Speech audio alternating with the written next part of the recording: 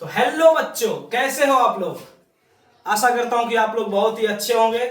मैं भी अच्छा हूं। कुछ टेक्निकल इशू के कारण मैं बहुत दिन से वीडियो नहीं लेके आ रहा था, कोई भी टॉपिक को नहीं मैं आप लोग के पास पहुंचा पा रहा था, उसके लिए खेद है। लेकिन मैं फिर से एक टॉपिक आप लोग के सामने लेके आ गया हूं, जिसका क्या नाम है, द सल्तनत पीरियड। जैसा कि आप लोग देख रहे होंगे, आज बहुत ही जोश के साथ फिर से हम अपने टॉपिक का स्टार्ट करेंगे और आप लोग को एक एक हम टॉपिक को समझाने का प्रयास करेंगे। तो चलिए, are you ready? Okay, start करते हैं। सबसे पहले अगर हम बात करें सल्तनत पीरियड की, तो ये जो है सो 1206 एडी से लेकर 1526 एडी तक इसको क्या किया गया था, मतलब लास्ट इसका हुआ था। 1206 से स्टार्ट हुआ और 1526 में ये क्या हुआ, खत्म हुआ। ये आपकी बात कहां की है, सल्तनत पीरियड की है। इस टाइम क्या होता, दिल्ली जो था वो क्या था, इंडिया का कैपिटल था। आज आप देख रहे हो क्या, हमारे भारत की जो राजधानी नई दिल्ली है, उस समय हमारा इंडिया का कैपिटल क्या था, ये दिल्ली हमारा था। देखिए, जितना भी लोग शासन स्टार्ट हुआ वो सबसे बड़ा दिल्ली को माना जाता था। जैसे आप लोगों ने महाभारत देखा होगा, उसमें इंद्रप्रस्थ का नाम सुना होगा। वो इंद्रप्रस्थ किसका नाम था, वही तो आज हमारा दिल्ली है, जो कि इंद्रप्रस्थ था। कोई भी शासन जो मतलब उन्होंने शासक जो भी थे, उन्होंने जो शासन किया वो कहां से स्टार्टअप करते थे, दिल्ली से करते थे। नहीं तो हमारा सबसे बिहार जो आप देख रहे हो वो मगध से करते थे। तो दिल्ली जो था उस समय क्या थी, भारत की राजधानी थी। ये जितने रूलर्स थे उनको क्या कहा जाता था, सुल्तान कहा जाता था। क्या कहा जाता था, सुल्तान। इसीलिए तो हमारा टॉपिक का नाम, जो आपका इस टॉपिक का नाम क्या पड़ा है, सल्तनत पीरियड। मतलब कौन कौन से सुल्तान आए, क्यों सल्तनत पीरियड पड़े, ये सब इस चैप्टर में हम जानेंगे। कितने आखिर वंश जो है सो उन्होंने क्या किया, राज किया हमारे भारत पे। तो सबसे पहले देखिए, हम अगर डायनेस्टीज की बात करें, डायनेस्टी का मतलब होता है वंश। 5 वंश जो थे सो उन्होंने क्या किया, दिल्ली सल्तनत के मतलब जो है सो कितने वंश थे, 5 डायनेस्टीज हुए थे। जिसको आप शॉर्ट फॉर्म में आप देख रहे होंगे MSTSL के, मतलब आप ये आप मेमोरी ट्रिक हुआ, मतलब याद करने का क्या हुआ, ट्रिक हुआ। M का मतलब होता है ममलूक, जिसको हम लोग क्या बोलते हैं, स्लेव, मतलब गुलाम वंश। गुलाम वंश कब से कब तक चला, 1206 ईस्वी से स्टार्ट हुआ और 1290 ईस्वी तक क्या हुआ, चला ये हमारा गुलाम वंश, जिसको हम लोग ममलूक वंश भी कहते हैं। दूसरा आपका क्या है, खिलजी वंश। खिलजी वंश कब से चला, 1290 से 1320 ईस्वी तक चला। तीसरा हमारा है तुगलक वंश, जो कहां से कहां तक चला भाई साहब, तो 1320 से लेके 1414 तक चला। कहां तक बच्चों चला, 1320 से लेके 1414 ईस्वी तक कौन सा वंश का राज हुआ, तुगलक वंश का हुआ। तुगलक वंश के बाद आया हमारा सैयद वंश, जो कि 1414 ईस्वी से लेकर 1451 ईस्वी तक चली।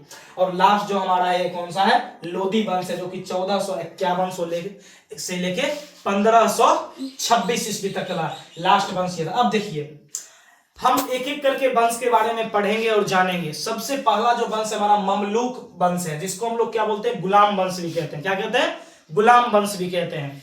अब देखिए बच्चों, अगर हम इसकी फाउंडर की बात करें तो इसके फाउंडर कौन थे, कुतुबुद्दीन ऐबक थे। कौन थे, कुतुबुद्दीन ऐबक थे। अब जान लीजिए, कुतुबुद्दीन ऐबक जो थे उन्होंने क्या किया था, कुतुबुद्दीन का मीनार का जो मतलब, कुतुबुद्दीन आप जो ये देख रहे हो, कुतुब मीनार का जो नाम सुने होंगे। एक चीज और फैक्ट जान लीजिए आप लोग, ये कुतुब मीनार जो है ईंट से बनने वाला, मतलब पूरे वर्ल्ड में सबसे अगर ऊंचा ईंट से बनने वाला कोई अगर मीनार है तो वो कौन सा है, हमारा कुतुब मीनार ही है। जिसको किसने बनाना स्टार्ट किया था, कुतुबुद्दीन ऐबक ने किया था। ये स्टार्ट करवाया था कंस्ट्रक्शन को, लेकिन ये पूरा नहीं कर सके थे। तो बाद में इल्तुतमिश ने इसे क्या किया था, पूरा कराया था। अब आगे देखिए, इल्तुतमिश जो थे वो क्या किए थे, दिल्ली का जो मतलब किंगडम था उसको अगर सबसे मजबूत किसी ने बनाया तो वो कौन बनाया, आपको इल्तुतमिश ने ही बनाया था।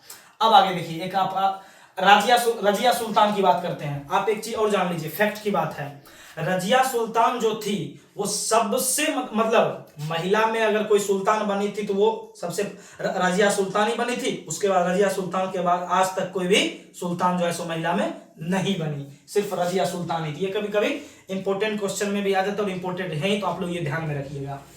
अब देखिए, बलबन जो था वो क्या किया था, वो मतलब क्या किया था, अपने आर्मी को जो है मतलब ये जो आपका है स्लेव डायनेस्टी, मतलब गुलाम वंश में मतलब जो है सो जितने भी वो आर्मी को मजबूत करने का काम किया था वो कौन किया था, बलबन ने ही किया था। पूरे आर्मी को मतलब क्या किया था, मजबूत किया था। अब एक चीज और आप जान लीजिए, ये जो आप देख रहे हैं कुतुबुद्दीन ऐबक जो था उसको लाख एल्स भी कहा जाता था। क्या कहा जाता था, उसको अब कहोगे सर ये लाख एल्स का मतलब क्या था? लाख एल्स का मतलब तो जो दान बहुत ज्यादा करता था ना, उसलिए उसको क्या कहता था? उन्हें उसको लाख बक्स, क्या कहते हैं उसको? लाख बक्स। तो लाख बक्स क्या होता है? मतलब ये जो था कुतुबुद्दीन ऐबक, ये दान वगैरह बहुत ज्यादा करता था। क्या करता था? दान वगैरह बहुत ज्यादा करता था, इसलिए इसको क्या कहते थे? लाख बक्स भी कहते थे। समझ में आ गया? अब देखिए दूसरा जो हमारा वंश था वो था खिलजी वंश। कौन सा वंश था? खिलजी वंश, जो क्या था आपका 1290 से लेके 1320 ईस्वी तक मतलब ये चला था। इसके फाउंडर कौन थे? जलाउद्दीन फिरोज खिलजी थे। भले ही जलाउद्दीन फिरोज खिलजी इस वंश के जो थे फाउंडर थे, लेकिन सबसे ज्यादा अगर फेमस रूलर हुए इस वंश में तो कौन हुए थे? अलाउद्दीन खिलजी हुए थे। कौन हुए थे? अलाउद्दीन खिलजी सबसे फेमस रूलर इस वंश में हुए थे।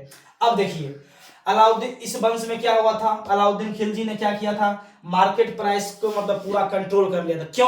ताकि सैनिक लोग जो थे उनको क्या होते, ज्यादा मतलब जो है सो महंगा सामान ना खरीदना पड़े और उनको प्रॉब्लम वगैरह ज्यादा नहीं हो, इसलिए उन्होंने मार्केट कंट्रोल किया था। कौन?